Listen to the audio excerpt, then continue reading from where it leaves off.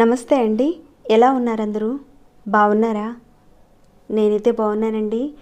మీ అందరికీ అమ్మవారి ఆశీస్సులు ఎల్లప్పుడూ ఉండాలని కోరుకుంటూ అతి తేలికైన 2 అత్యంత శక్తివంతమైన పరిహారాల గురించి తెలుసుకోబోతున్నాం.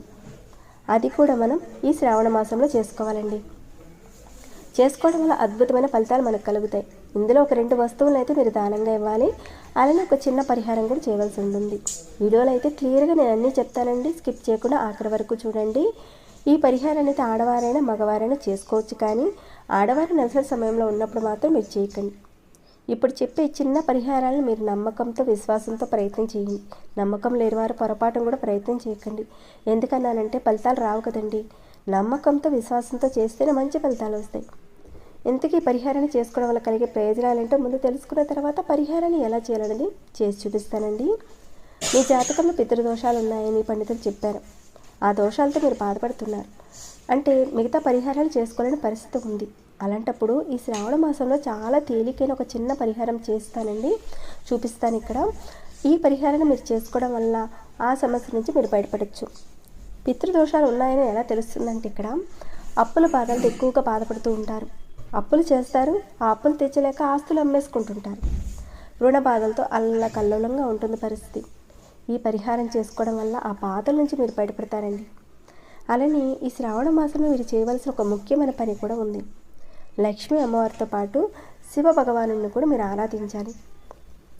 ఈ పితృదోషాల వల్ల కలిగే మిగతా నష్టాలు కూడా ఒకసారి చెప్తానండి. మీకు ధనం అనేది నిలబడదు. అలానే రెండవది, ధన నష్టం జరుగుతూ ఉంటుంది. ఇక మూడవది, కుటుంబ సభ్యుల మధ్యన ఎప్పుడు చూసినా గొడవలు జరుగుతూ ఉంటాయి. నాలుగవది, అప్పులు బాధలు పడుతూ ఉంటారు. అప్పులు తీరుస్తూ ఉంటారు, మళ్ళీ చేస్తూ ఉంటారు. ఇక ఆ విధంగా జరుగుతూ ఉంటుంది.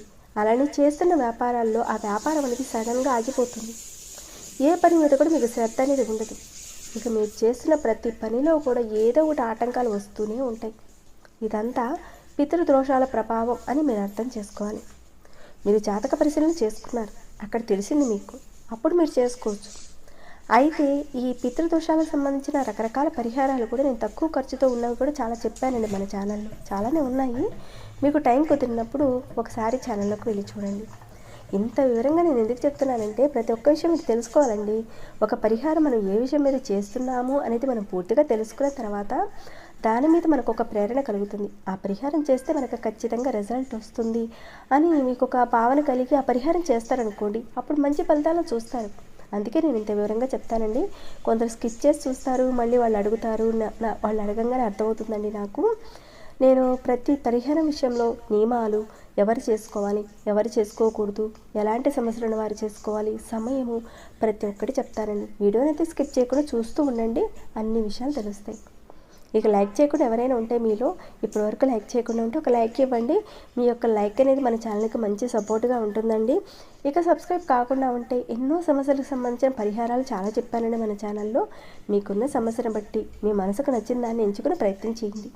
సబ్స్క్రైబ్ కాకుండా ఉంటే సబ్స్క్రైబ్ చేసుకుని నోటిఫికేషన్ మిస్ కాకుండా ఉండాలంటే ఆల్ అన్న ఆప్షన్ని తప్పకుండా ఆన్లో పెట్టుకోండి. సరేనండి, ఇక మిగతా వివరాల్లోకి వెళదాం. ఇక్కడ చెప్పుకుని ఈ చిన్న చిన్న పరిహారాలు మీరు చేసుకోవడం వల్ల మీకున్న సమస్యల నుంచి మీరు ఖచ్చితంగా 100% బయటపడే అవకాశాలు ఉంటాయండి. ఈ శ్రావణ మాసంలో పితృదోషాలను తొలగించుకోవడానికి ఏదైనా సరే ఆ ఇబ్బందుల నుంచి బయటపడడానికి 2 వస్తువులు మీరు దానంగా ఇవ్వండి. ఒకటి వచ్చి నల్లటి గొడుగుని దానంగా ఇవ్వండి. అలానే రెండవది నల్లటి చెప్పుల్ని మీరు శనివారం రోజున ఎవరికైనా పేదవారికి దానంగా ఇవ్వండి. కానీ ఈ వస్తువుల్ని, అంటే ఇప్పుడు చెప్పిన వస్తువులు ఉన్నాయి కదండి, వీటిని మాత్రం మీరు శనివారం రోజున కొనకండి. ఆదివారం రోజు నుంచి శుక్రవారం రోజుల్లోగా మీకు కుదిరిన ఒక రోజున కొనుక్కోండి. ఆ విధంగా మిగతా రోజులు మీరు కొనిపెట్టుకున్న తర్వాత శనివారం రోజున వెళ్ళి దానంగా ఇవ్వండి. ఈ విధంగా చేయడం వల్ల పితృదోషాల నుంచి మీరు బయటపడతారండి. అలానే రెండో పరిహారం చూద్దాం. పితృదోషాల వల్ల మీకు అప్పుల బాధలు ఎక్కువగా ఉన్నాయి, చాలా బాధలు పడుతున్నారు. అంటే అప్పుల బాధలతో ఆ రుణ విముక్తి పొందడానికి, ధన లాభం కలగడానికని మీరు శ్రావణ మాసంలో వచ్చే బుధవారం రోజున ఈ పరిహారాన్ని చేసుకోండి. మీరు ఒకే ఒక్క రావి ఆకుని తెచ్చుకోండి. ఇంకాను ఒక ఉప్పు పట్టిక తీసుకోండి. దీన్ని ఆలం అంటారండి. మన ఇంటి ముందు దిష్టికి కూడా కడుతుంటారు కదా, చాలామందికి తెలిసే ఉంటుంది. దీని నుంచి ఒక చిన్న పటిక ముక్క తీసుకుంటే సరిపోతుంది. ఈ మాత్రం చాలండి.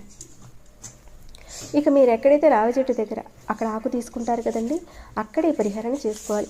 రావి చెట్టు దగ్గర ఆకు తీసుకొని అక్కడే చేసుకోవాలన్నమాట. మీరు ఆకును తీసుకున్న తర్వాత బుధవారం రోజున చక్కగా రావి చెట్టు మొదట్లో ఈ ఆకుని ఈ విధంగా పెట్టండి. పెట్టిన తర్వాత దాని మీద పటిక మొక్కను పెట్టండి. తర్వాత ఆంజనేయ స్వామి వారి యొక్క సింధూరం ఉంటుంది కదండి, ఈ సింధూరాన్ని ఒక చిటికెడు దాని మీద పెట్టండి. ముందు ఆకు పెట్టాలి, తర్వాత పటిక పెట్టాలి, ఆ తర్వాత కొద్దిగా ఒక చిటికెడు సింధూరం పెట్టండి. ఈ విధంగా మీరు రావి చెట్టు మొదట్లో పెట్టాలి. తర్వాత విష్ణుమూర్తిని మీరు తలుచుకోవాలి. మీకున్న అప్పుల బాధల నుంచి మీరు త్వరగా బయటపడాలి అని కోరుకోండి. ఈ పరిహారాన్ని శ్రావణ మాసంలో వచ్చే బుధవారం అయినా సరే చేసుకోవచ్చు. అది కూడా మీరు ఏ సమయంలో చేసుకోవాలంటే ఉదయం నుంచి సాయంత్రం 5 గంటల లోపుగా ఎప్పుడైనా చేసుకోవచ్చు. అంటే సాయంత్రం 5 గంటల లోపుగా చేసుకోవాలి. ఈ పరిహారాన్ని చేసేటప్పుడు ఆడవారైతే నెలసరిలో ఉన్నప్పుడు చేయకండి. ఈ విధంగా శ్రావణ మాసంలో వచ్చే ప్రతి బుధవారం చేస్తూ ఉండండి. ఇక్కడ పెద్దగా ఖర్చు పెట్టాల్సింది ఏమీ లేదు కదండి. చెట్టు దగ్గర చిన్న పరిహారం చేసుకునే విధానం అంతే కదండి. అయితే ఇక్కడ ఒక నిబంధన అయితే ఉందండి. అదేంటంటే మీరు చేసేటప్పుడు, అంటే ఈ పరిహారాన్ని మీరు చేసేటప్పుడు ఎవరితోనూ మాట్లాడకండి. పూర్తిగా ఈ యొక్క పరిహారము మీ యొక్క మనసులో ఉన్న కోరిక ఇవన్నీ కూడా దృష్టిలో పెట్టుకొని కాన్సన్ట్రేషన్ పెట్టుకొని పరిహారాన్ని చేయండి. ఇంతకీ ఈ చెట్టు అంటే రావి చెట్టు దేవాలయంలో ఉన్న చెట్టు దగ్గరైనా చేసుకోవచ్చు, లేదా రోడ్డు పక్కన ఎక్కడైనా చెట్లు ఉంటాయి కదండి, మీరు అక్కడికి వెళ్ళైనా సరే చేసుకోవచ్చు. శ్రావణ మాసంలో ఎన్ని బుధవారాలు వస్తాయో అన్ని బుధవారాలు చేయండి. నాకు రిజల్ట్ వస్తుంది అని ఒక పాజిటివ్ మైండ్తో చేయండి, మంచి ఫలితాలను పొందుతారు. పరిహారం చేసిన తర్వాత మంచి పరిహారం చెప్పారని మీరే అంటారండి. తప్పకుండా చేసుకోండి. మీరు లాభపడటమే కాకుండా ఈ వీడియో 10 మందికి చేరి వారు లాభపడేలా ఒక లైక్ అండ్ షేర్ చేయండి. ఇక ఈ వీడియోని అయితే ఇంతటితో ముగిస్తున్నాను. ఇక సబ్స్క్రైబ్ కానివారు ఉంటే సబ్స్క్రైబ్ చేసుకుని డైలీ మన ఛానల్ నుంచి వచ్చే వీడియోస్ని వాచ్ చేస్తూ ఉండండి. మరొక భక్తి వీడియోలో మళ్ళీ మిమ్మల్ని కలుసుకుంటాను. అంతవరకు సెలవు. అయిపోయింది సార్.